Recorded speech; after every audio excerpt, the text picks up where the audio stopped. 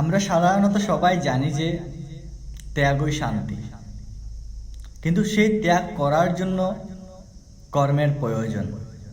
ঠিক তেমনি কর্মকে ত্যাগ করতে গেলে কর্মের প্রয়োজন আছে, না হয় আপনি ত্যাগ করা পারবেন না। সেই ত্যাগ, কর্মত্যাগ এবং কর্মযোগকে যিনি একই রকমভাবে মনে করেন তিনি জ্ঞানী।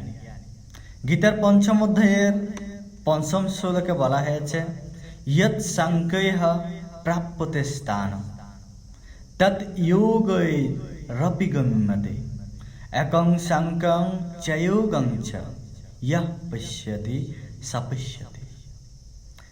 হ্যাঁ সনাতনী সন্তান, কর্মত্যাগের মাধ্যমে যে গতি লাভ হয়, কর্মযোগের দ্বারা সেই গতি প্রাপ্ত হওয়া যায়।